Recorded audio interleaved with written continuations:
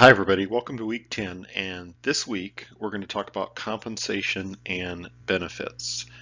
I gave you all a break last week. I spared you from a lecture. I hope you appreciate that. But this week we want to get back into having a lecture where I once again supplement the materials. And I gave you, in addition to the text, quite a few materials to look at. They're really all relatively short articles except for one article that I suggest you scan. But for the most part, most of the additional readings I give you are relatively brief but useful, and I will refer to them in this lecture.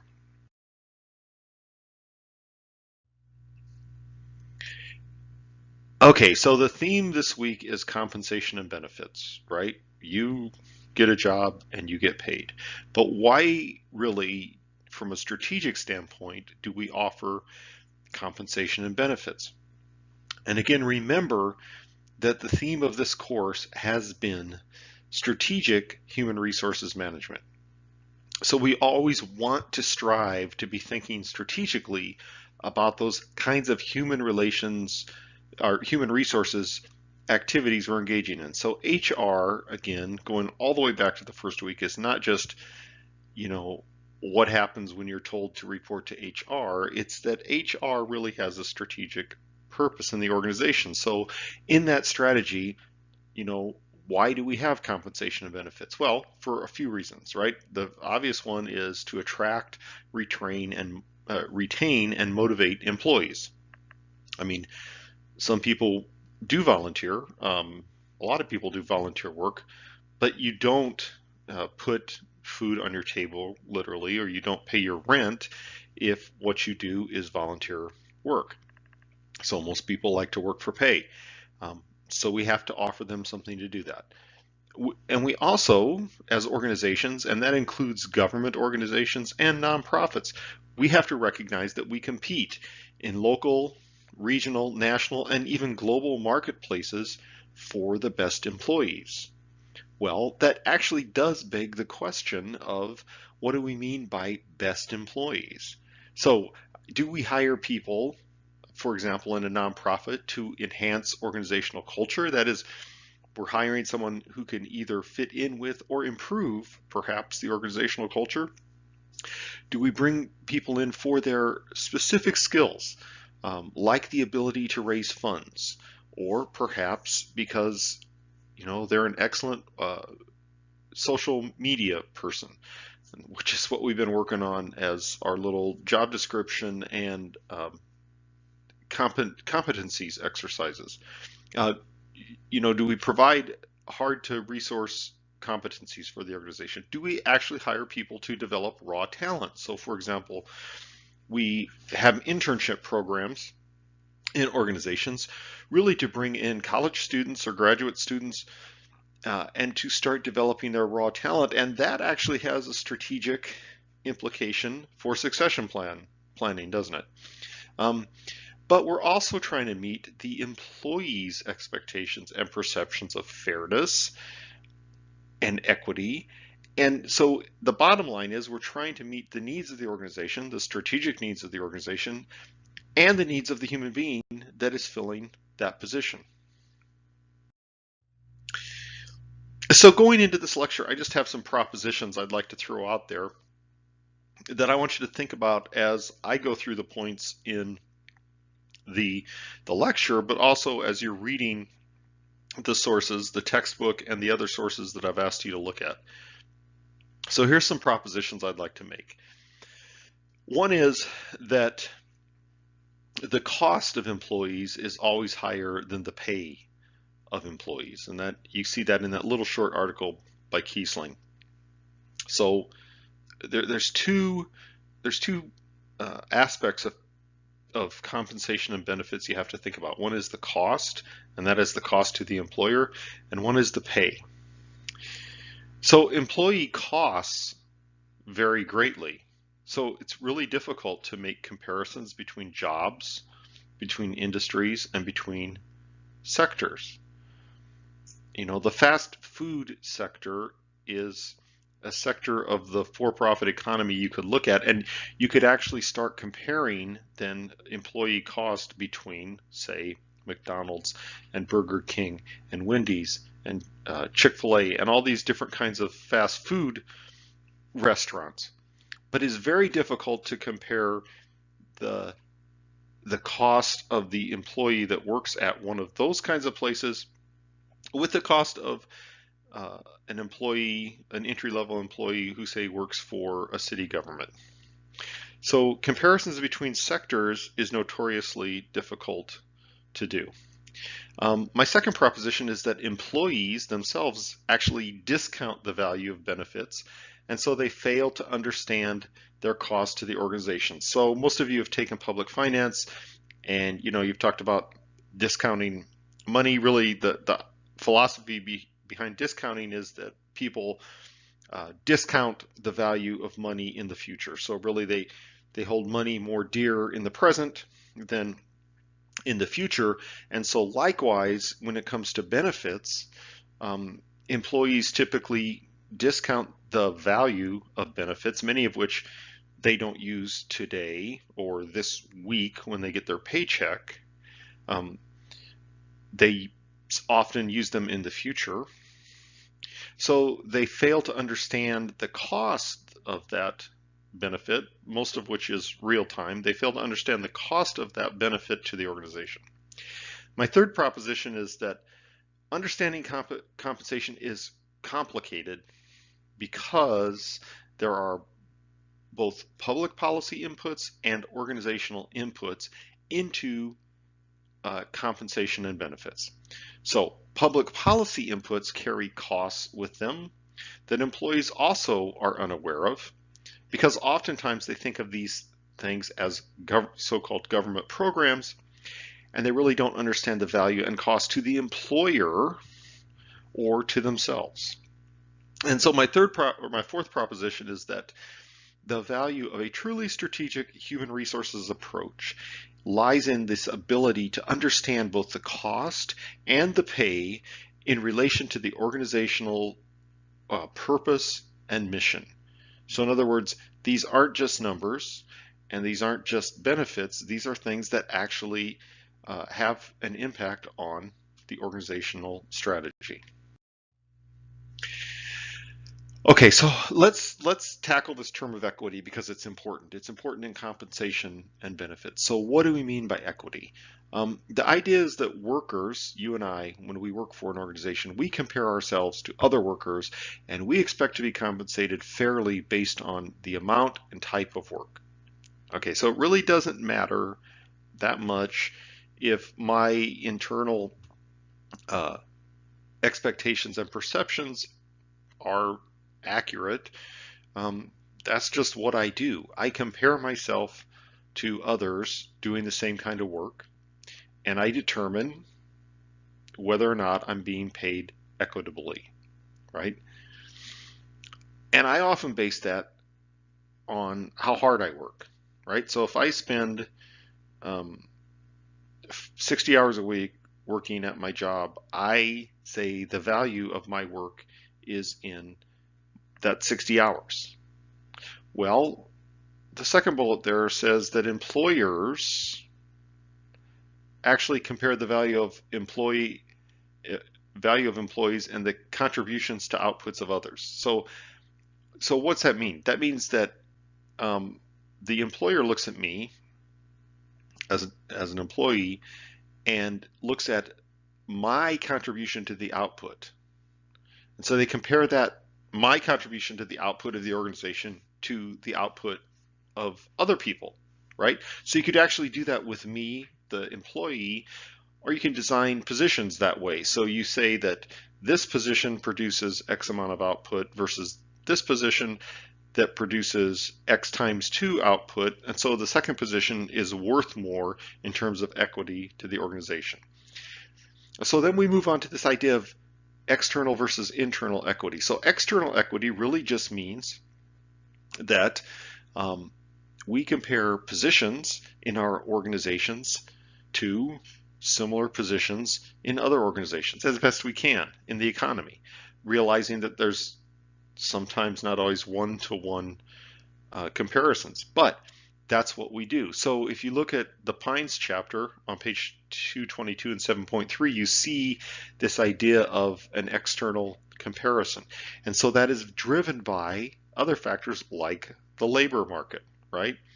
And so I gave you an article by Thrasher. I'm going to have a slide talking a little bit about that coming up here. But when we talk about executives in organizations, this really comes into play where we're actually thinking about recruiting executives, knowing that we have to compete in some labor market.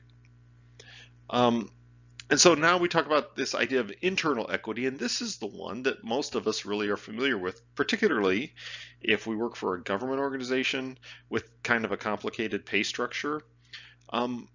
Internally, organizations actually seek to provide equity inside the organization, right? And they do that through various means, like ranking jobs according to their value to the organization. So you're an employee 1, and then you move up to employee 2, and then you move up to employee 3, up to some number, right?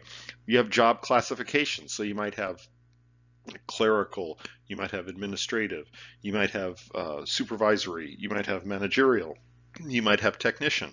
So you're classifying jobs, and then you're often ranking jobs within classifications. Or you have factor comparisons. So you come up with a list of criteria that you can actually compare jobs to jobs, and you assign a numerical value for each job position. And that leads to this idea of a point method. So you actually score jobs based on their degree of difficulty. And think of actually something like an Olympic diving competition. So a particular job has a degree of difficulty, and it also has associated with it the skill involved. And so you come up with a point value for that job, and you're able to compare job to job in your organization using points. Sounds simple, right? Maybe it isn't. So this is from the Pynes text. This is actually a reduced version of 7.3. So you could go look at table 7.3, and here's an example of a city perhaps comparing the external equity of various positions. So you see these positions in the left-hand column, these 5 or 6 positions. So, city clerk in the middle there, finance director up at the top, city librarian. And so you see across the top various cities, city A, B, C, D, and E. And you're actually able to look at the pay for those various cities and then define how you would compensate the persons in those positions in your city. So this is actually used a lot, particularly for public safety, fire departments, and police departments. This kind of comparison will typically find its way into union negotiations. And so the union and the city will agree on a set of cities that will be compared to your city. And then typically the union and the city will agree on some mean that they will use to set the wages for various people in the police department. So, a new officer will get a base of this based on the comparison. A sergeant will get this, a lieutenant will get this, a captain will get this. And so that negotiation actually often involves this kind of external comparison process that a city would engage in.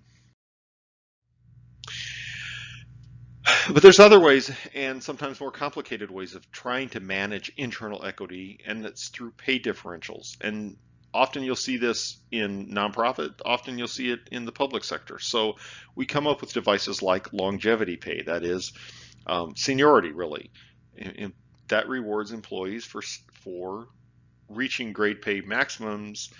They're not likely to move into a higher grade. So, for example, in the federal civil service, some employees will continue to get longevity increases, even though say they're a GS 11 and they're probably not going to move up to the higher grade.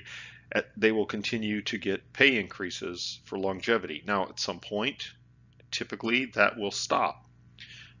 However, it's a calculation that is used.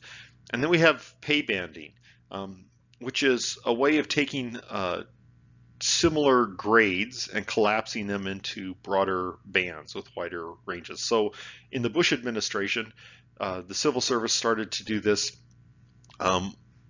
Instead of the 15 grades, GS1 through GS15, it started to create pay bands composed of persons in various pay grades. And so the pay band made a wider range of pay and attempted to make it more flexible. And then organizations use things like skill-based pay or pay for knowledge, right? So actually you see this in academia, even state-funded schools. Some professors will make a lot more because they're specifically being paid for the research kind of effort that they're bringing to the university. Kind of a interesting example of pay based on knowledge, actually, and having to do with the public sector, believe it or not, are sports coaches.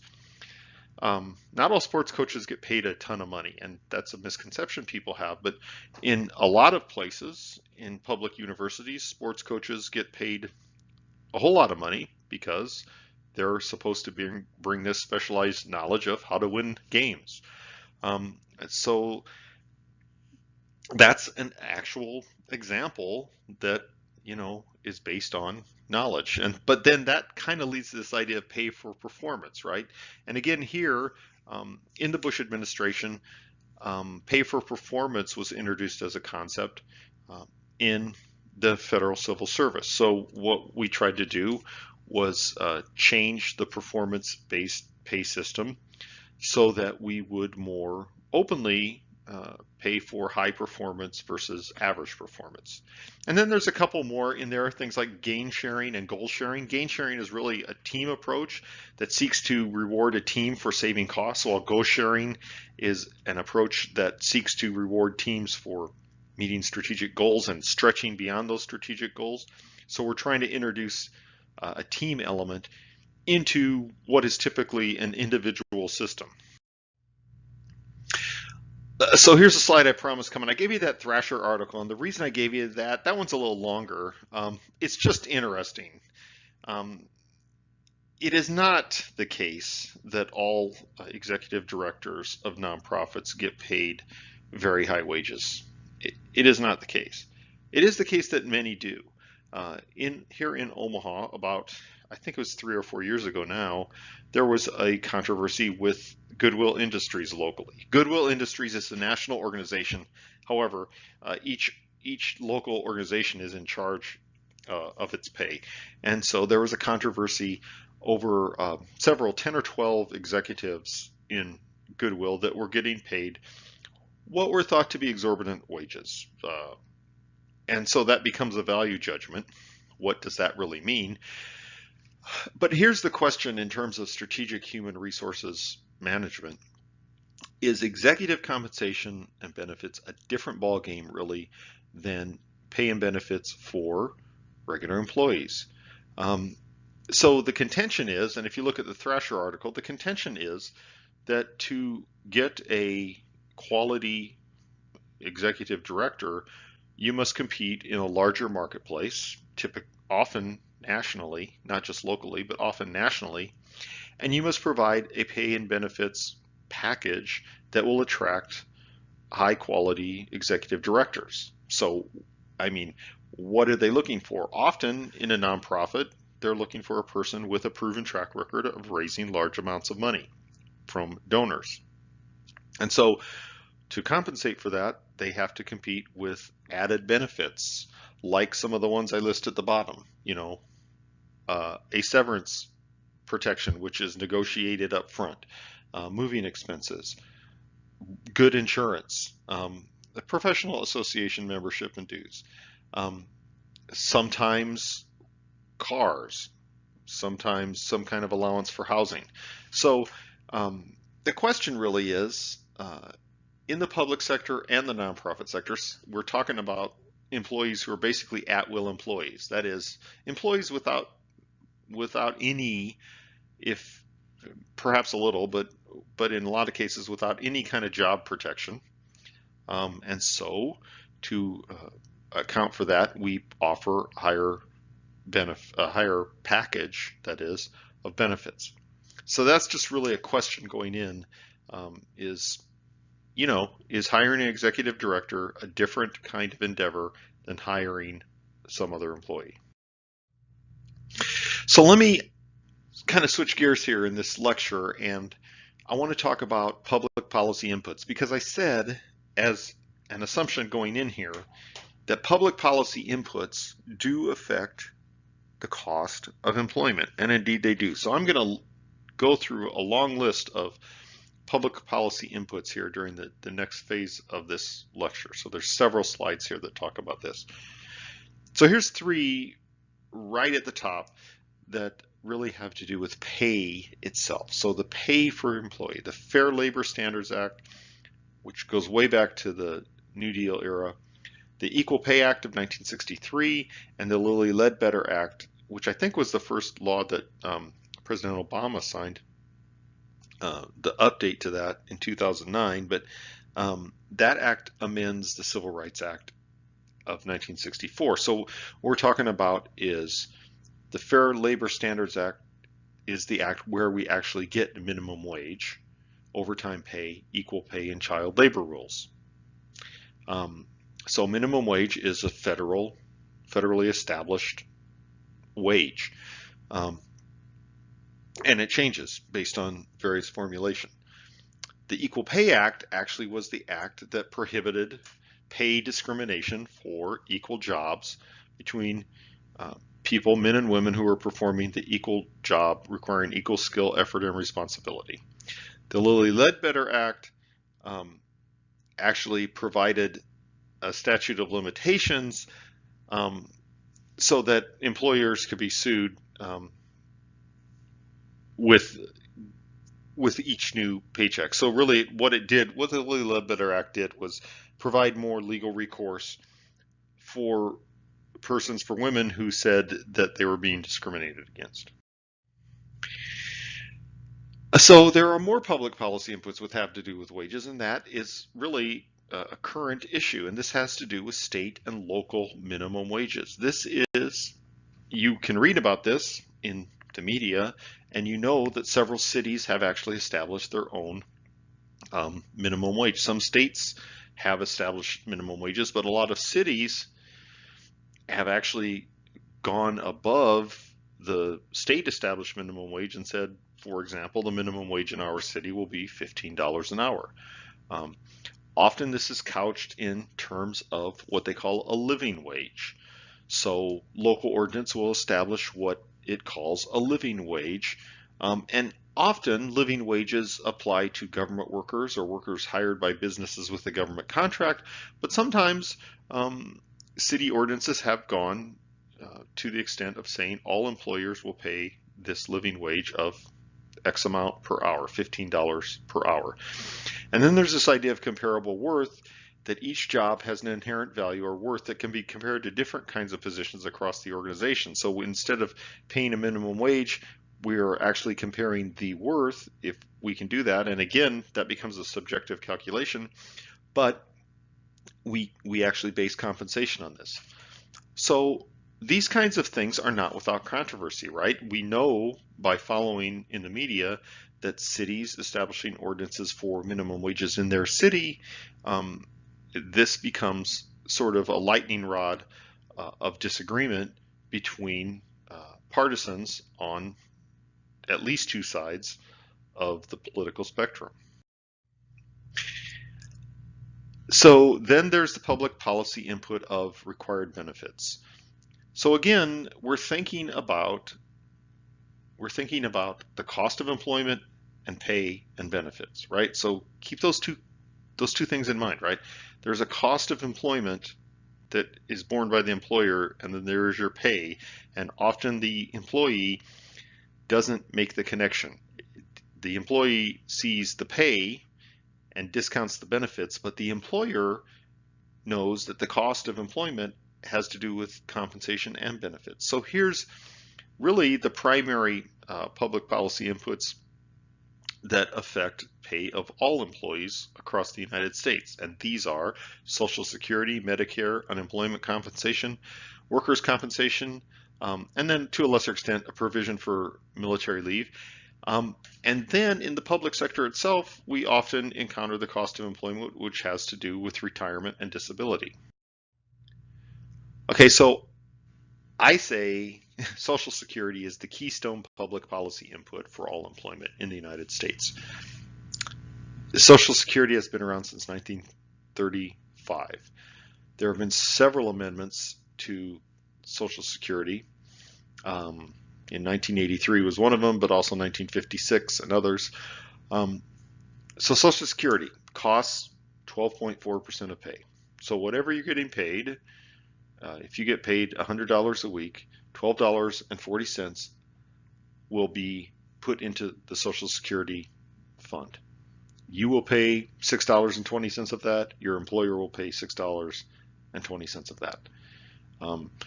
That money, what does that money fund? It goes into a fund and it funds old age and disability. That is the classic Social Security. So a person is eligible to retire at 62 years of age. That's not their full retirement age.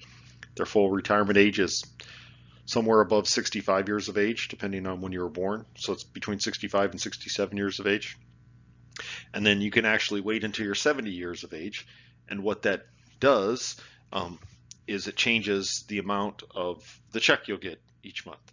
But that's the classic Social Security. But it also funds benefits for the dependents of retired or disabled workers. So if a worker is disabled on the job, and often say they have minor dependents, those minor dependents will get some kind of benefit. It provides benefits to survivors of a worker who dies.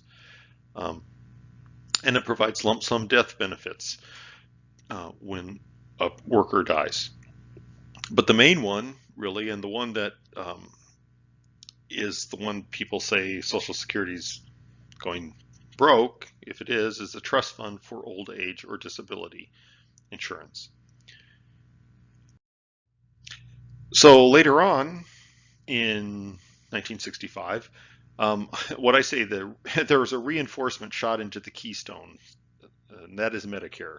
So, I mean, if I say Social Security is the keystone public policy input, then later on Medicare comes along. It's like you drilled a hole in the Keystone and filled it up with rebar and concrete, and you actually strengthened the public policy input. So Medicare really was, Medicare actually is a continuation of Social Security. The initial Social Security Act of 1935 had a title in it that provided national health insurance. That never went anywhere.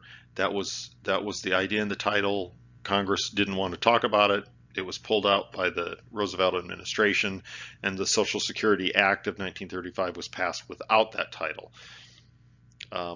Under President Johnson's so-called Great Society programs, he really was desirous of national health insurance, but settled for Medicare, which is health insurance for persons 65 years and older. This again is a cost of employment. So you pay into Medicare, and so does your employer. That tax rate is 2.9%. So 1.45% for you, 1.45% for your employer. And it is not only a required benefit, it is mandatory that when you turn 65 years old, you actually sign up for Medicare. Now, Medicare works in different ways depending on the kind of gap insurance that you get to go with Medicare, but it is a required benefit. So unemployment compensation is actually a legacy of Social Security. So in that 1935 law, unemployment compensation was one of the titles. The interesting thing about unemployment insurance from a federalism standpoint is that unemployment insurance is administered by the states, even though it is a federal program, and it is funded partially, at least, by employers. And that is that the average benefit that is paid to the employees of a company that has workers who claim unemployment insurance, their rate goes up because of that. So if you never have an employee that goes on unemployment insurance, you're going to pay something, but it's not going to be as much as the employer who has several employees go on unemployment compensation routinely. So it does provide a portion of wages to employees who have been laid off until they can find another job, and it's limited in duration. If you've ever actually collected unemployment, you know it's limited to several weeks, and it carries with it some requirements such as proving that you've been looking for a job. Interestingly, nonprofits can actually choose not to participate in unemployment insurance and end up just directly reimbursing the state when they have employees that claim unemployment insurance. But again, this is a great example of federalism in a sense, because states are administering this program, but it is a public policy input into employee costs. And then there's workers' compensation and military leave. So workers' compensation, that used to be called workman's comp, workers' compensation is a required benefit. Again, workers' compensation is a cost to employers because, in fact, when employers are hurt, they, on the job, their rate that they pay into workers' compensation is going to go up. So if, for example, a construction company has a lot of workers who are hurt, they will have a very high rate of workers' compensation. This is one of the reasons why construction companies and construction sites are very keen to enforce safety on their job sites. So those are public policy inputs. And again, these public policy inputs do have an impact on the cost of employment. I want to move on to a different subject, and that is pensions. Because pensions are now controversial. They didn't used to be controversial, but they've become controversial. I gave you a great article. It's kind of long, but it's really great to read, by Teresa Geraducci. And this is what she really researches, but I asked you to look at one article by her from 2006, so it's a little dated, but it applies. And that is, she asks, have we reached the end of retirement? So what she's saying is that, as I move on through this slide, we had something which I call the golden age of retirement from, say, post-World War II through around the late 1980s. Where really, if you worked in the public sector or the private sector or the nonprofit sector, you probably had some kind of pension. Now, they weren't all equal, but you probably had some kind of pension. And now we've really moved past that golden age, in a sense, according to scholars like Geraducci. I also asked you to look at this article by Munnell of the Center for Retirement Research in Boston, and she says, "Are millennials ready for retirement?" And that's sort of is linked to this idea of, have we reached the end of retirement? And so the real question is, has this three-legged stool become a two-legged stool? So let me describe that. There was really, in this golden age of retirement, sort of this philosophy that said retirement is a three-legged stool.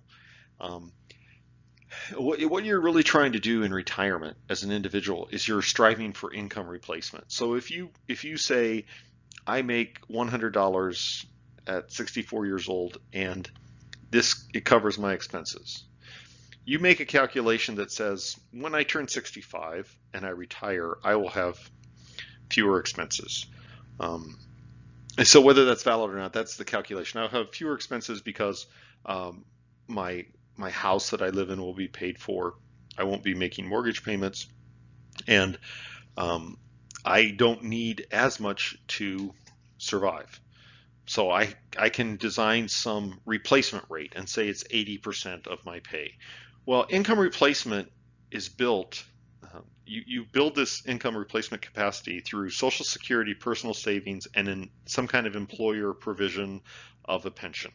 That was a three-legged stool that Social Security was never designed as income replacement. And if you go back in the historical record, even Franklin Roosevelt said that Social Security was not socialism. It was never designed as income replacement for all workers.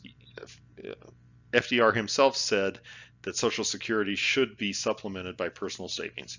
So this three-legged stool was Social Security, personal savings, and employer provision of pension.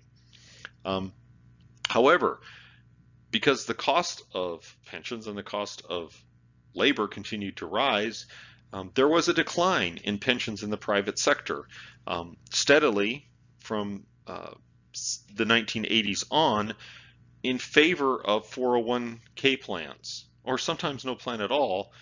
So what has happened is the 401k, if you will, combines two legs of the stool, right? It combines personal savings and it combines employer contribution.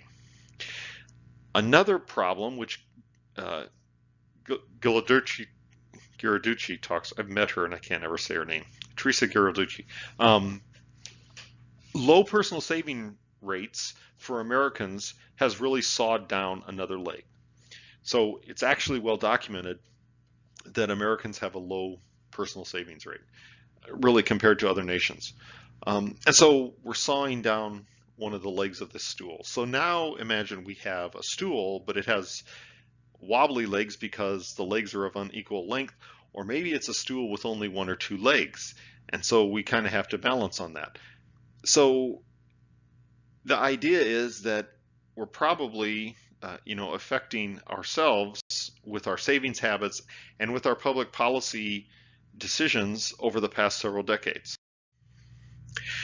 But the public sector is different, right? And this is actually, the public sector is different, and this becomes both a positive of government employment and an object of derision by people in the private sector. So the stereotypical idea is that all public sector employees have something called a defined benefit plan. So that is kind of the classic civil service or classic military pension plan, which is when you retire at a certain grade after a certain number of years, you will get X percentage of your final pay for the rest of your life. Well, many other kinds of public sector governments also offered defined benefit plans for many years. That would include cities, school districts, states. That has evolved to defined contribution plans, and many public entities have now transitioned to defined contribution plans. So basically, we have plans with both employee and employer contributions, which establish investment funds.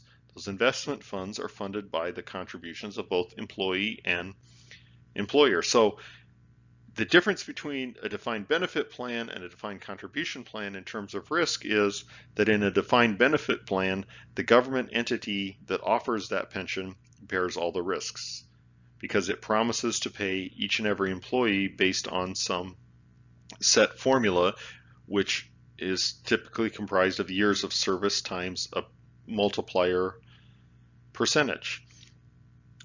So the employer bears all the risks. In a defined contribution plan, the risk is shared. So think of a situation where a public employee was set to retire in early 2009.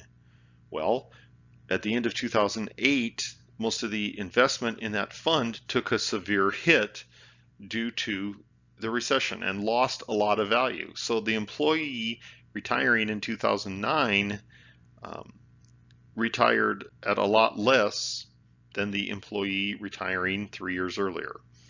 And that has led to the development of hybrid plans like cash value plans that combine elements of defined benefit and defined contribution.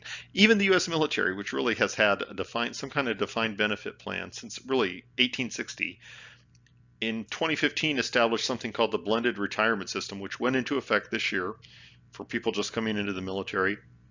And it actually combines elements of defined benefit and defined contribution. So the military still has a defined benefit plan, but the percentage value at the end of a 25-year career, for example, has gone down because this plan includes required contributions from employee and from the Department of Defense, whereby the military member actually is establishing kind of a defined contribution plan which will supplement their income. So I use that as an example because a lot of public entities are going to hybrid plans or going to straight defined contribution plans in order to share the risk between employer and employee. So there's this term called vesting, and this is how this affects this controversy. Vesting means you have to work for a certain amount of years to be able to collect some kind of pension. So defined benefit plans were the classic kind of vesting plan. You had to serve in the organization for 10 years or 15 years or 20 years to actually start collecting any of your pension. Well, actually, in a strategic sense, vesting has benefits and it has disadvantages. So vesting can actually allow you to keep quality employees for a certain amount of years, but it also actually creates a perverse kind of incentive where less than quality employees stay for longer as well, and it becomes more difficult from a psychological perspective for the organization to get rid of those employees even if they're not contributing. But the real question is, now do employers and employees both desire more portability? That is a defined benefit plan actually something a lot of employees go after, or would they like something that would allow them to move around a lot?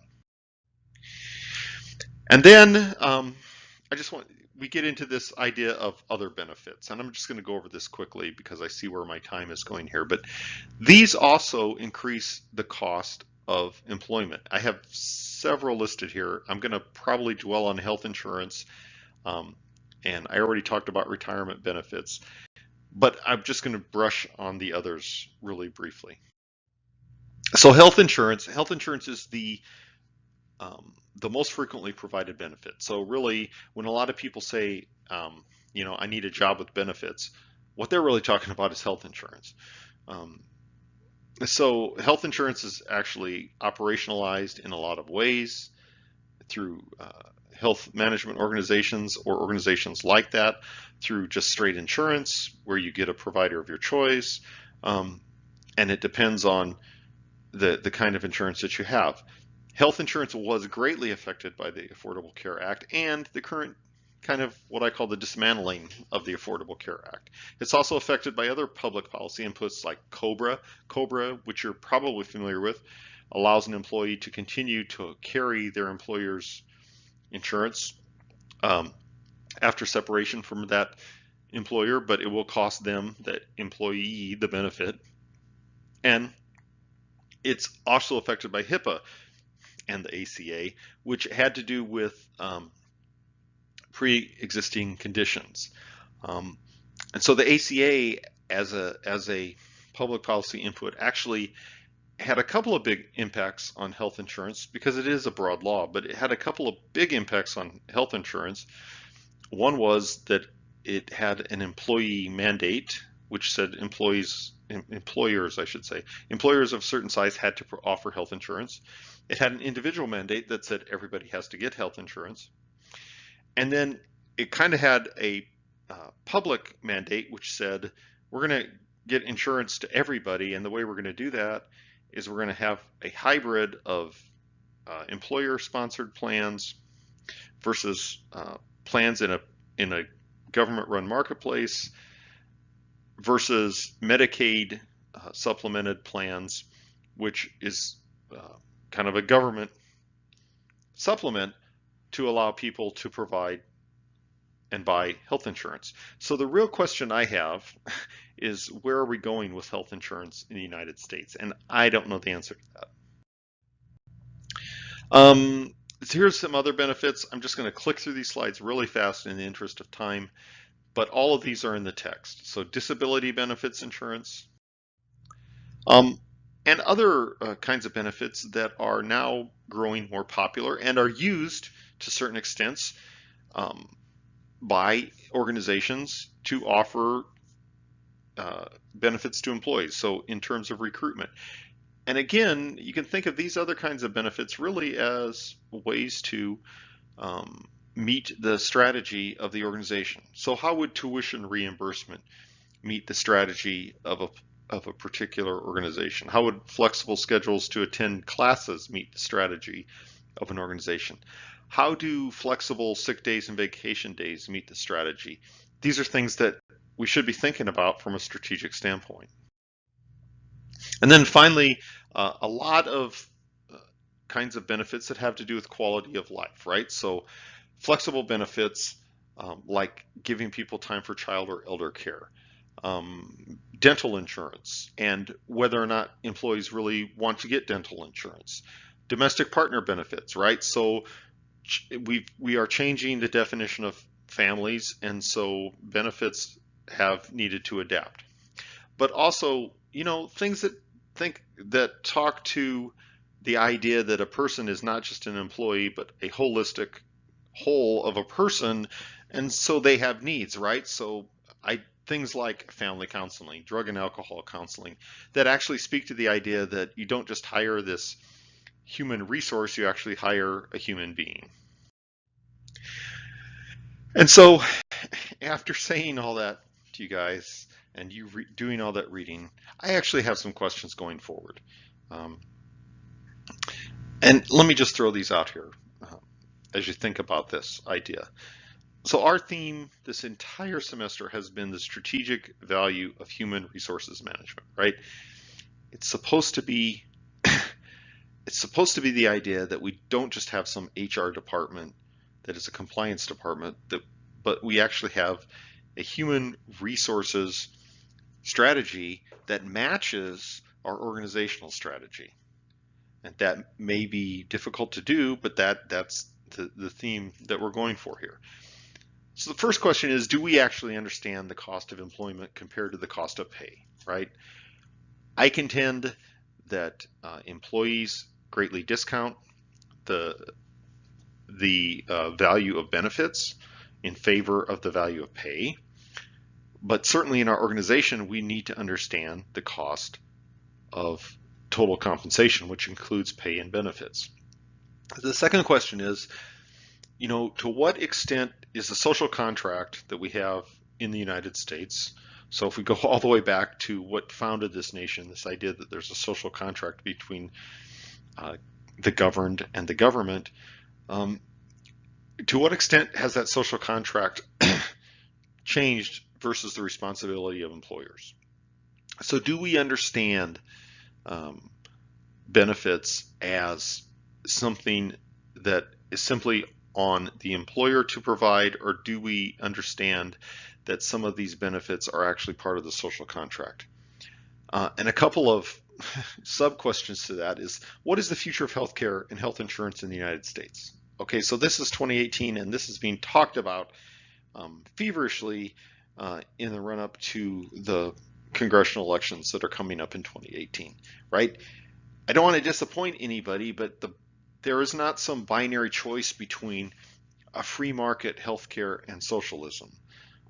Actually, we have had for many years in the United States, many decades, a kind of a hybrid healthcare system that involves government input, it involves employer input, it involves private insurance that you could purchase, it involves government provided healthcare, as in the VA and the military, government funded insurance, as in Medicare and Medicaid. Even the cost of insurance at the employer level is different. So depending on the size of your group and the insurance company, different rates are negotiated for different things. So an MRI, the amount one insurance company pays for an MRI might be different than what another insurance company pays for an MRI. So we really haven't had two clear kinds of health provision in the United States. It's really been a hybrid. But what is our model going forward? I don't know the answer to that. And then the second question is, in terms of social contract, what is the future of retirement? So this is why I gave you those articles to read what is the future of retirement? So is there some social good that we call retirement that must be enforced literally on older workers? That is, you're 65, you must retire now. And then also paid for by society and by employers. And so how do we value that? And how much of that burden falls on employers? How much of that burden falls on the worker themselves? And how much of that burden falls on the society to pay for retirement?